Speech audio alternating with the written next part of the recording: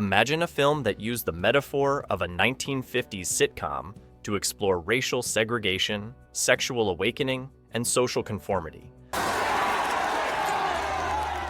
but disguised it as a whimsical fantasy about teenagers trapped in a television show.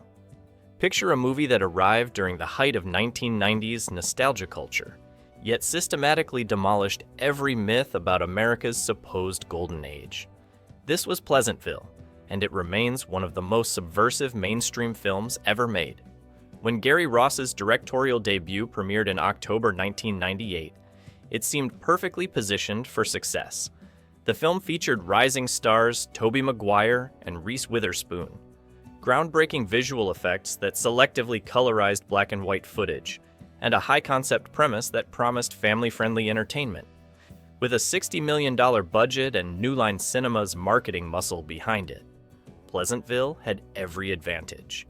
Yet despite earning over $40 million domestically and receiving 3 Oscar nominations, the film generated intense controversy and polarized audiences in ways that few anticipated. Some viewers embraced its progressive politics and visual innovation, while others felt deceived by what they saw as liberal propaganda masquerading as nostalgic entertainment. This wasn't just a movie about escaping into television.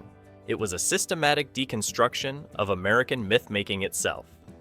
Pleasantville didn't fail commercially, but it succeeded at something far more challenging: using the comfortable imagery of 1950s Americana to deliver an unflinching critique of social conformity, racial prejudice, and sexual repression. Nearly 25 years later, as America continues grappling with issues of identity, progress, and social change, Gary Ross's bold vision feels more relevant than ever.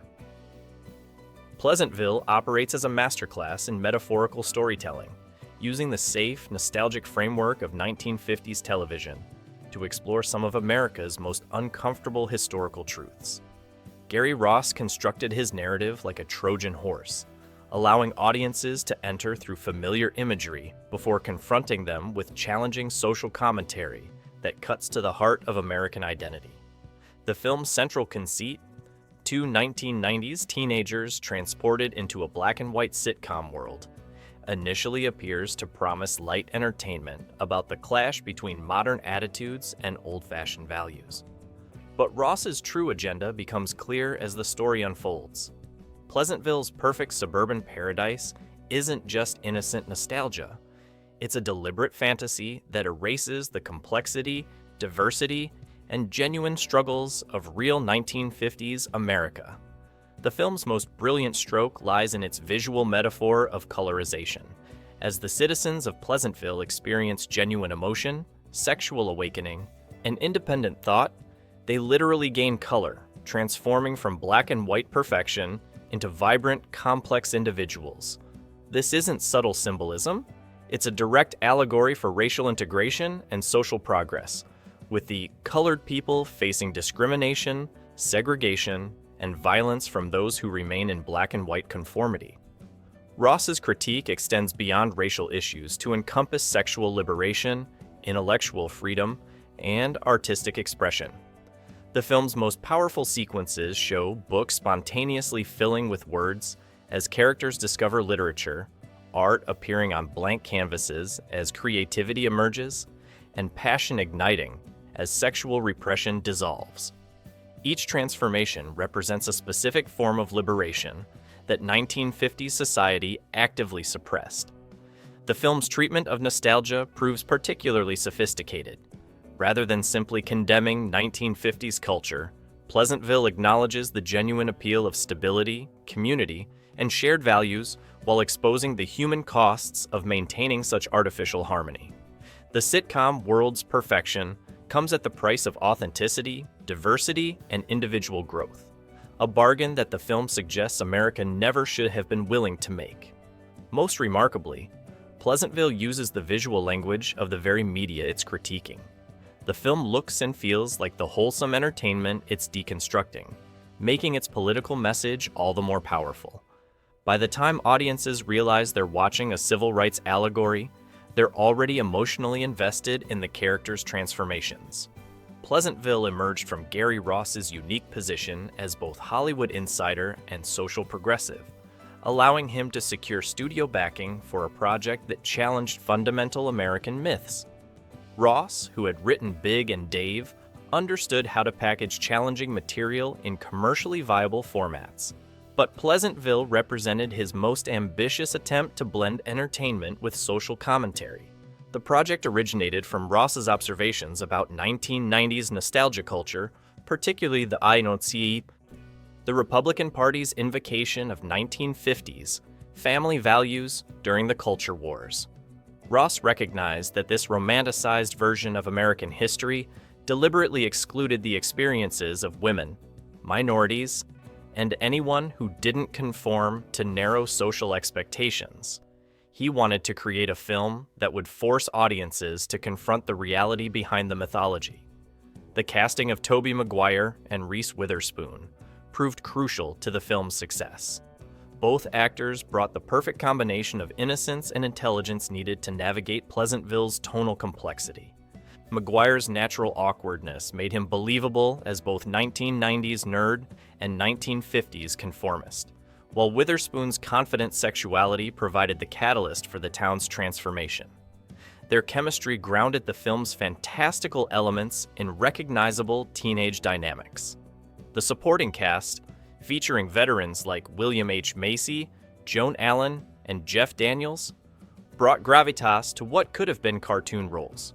Joan Allen's performance as Betty Parker became the film's emotional center, transforming from repressed housewife to liberated woman with stunning authenticity. Her journey from black and white conformity to full-color independence provided the film's most powerful character arc. The film's groundbreaking visual effects, overseen by Chris Watts, required innovative techniques to achieve the selective colorization that made Pleasantville's central metaphor possible. The process involved shooting everything in color, then desaturating specific elements in post-production, while gradually reintroducing color as characters transformed. This painstaking approach created seamless transitions that served the story's thematic needs rather than merely showing off technical prowess. Production designer Jeanine Opelwall created a vision of 1950s suburbia that was simultaneously authentic and artificial, capturing the aesthetic appeal of period design while suggesting the sterility beneath the surface perfection. Every set piece, from the pristine kitchens to the perfectly manicured lawns, reinforced the film's themes about the costs of conformity. Perhaps most significantly, New Line Cinema's willingness to finance such politically charged material reflected the brief window in 1990s. Hollywood, when studios were willing to take risks on original, challenging content. The success of independent films and the prestige of socially conscious cinema made Pleasantville possible in ways that might not have been feasible in other eras. Pleasantville's reception revealed the deep cultural divisions that the film itself explored, with audiences and critics responding along predictably ideological lines. The film earned generally positive reviews and respectable box office returns, but the intensity of both praise and criticism suggested that Ross had succeeded in creating genuinely provocative entertainment. Progressive critics embraced Pleasantville as a brilliant allegory for social progress and civil rights. Roger Ebert called it a parable of the best and worst of our nature, praising its visual innovation and political courage. The New York Times' Janet Maslin highlighted the film's sophisticated approach to historical mythology, while many reviewers drew explicit connections between the colorization metaphor and real civil rights struggles. Academic critics particularly appreciated the film's deconstruction of 1950s nostalgia, treating it as serious social commentary disguised as family entertainment. Conservative critics and audiences responded with considerable hostility, viewing the film as an attack on traditional values and family structures. Many reviewers complained that Ross had taken a promising premise and turned it into liberal propaganda, arguing that the film unfairly demonized 1950s culture while promoting contemporary moral relativism. The intensity of this backlash suggested that Pleasantville had struck a nerve, challenging cherished beliefs about American history and social progress. The film's technical achievements earned widespread recognition, receiving Oscar nominations for art direction, costume design, and visual effects. The Academy's acknowledgement of the visual effects work helped establish selective colorization as a legitimate cinematic technique, rather than mere gimmickry. The film's influence on subsequent movies exploring similar themes became apparent in works like The Truman Show and American Beauty, both of which examined the dark underbelly of suburban perfection.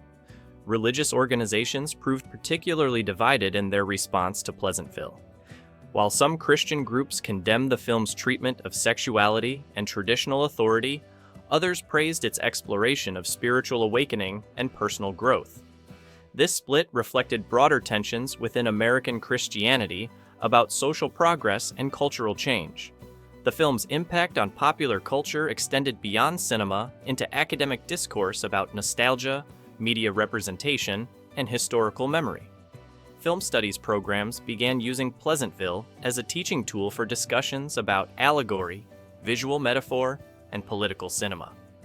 The movie became required viewing in courses exploring American cultural mythology and media criticism. International audiences generally responded more positively to the film's political themes, particularly in countries with recent experience of social transformation.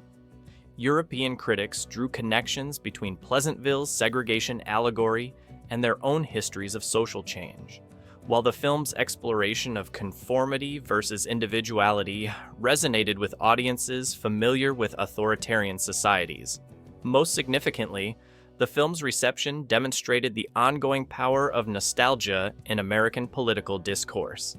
The intensity of both support and opposition to Pleasantville revealed how deeply invested different audiences were in their preferred versions of American history, making the film a cultural touchstone for debates about progress, tradition, and social change.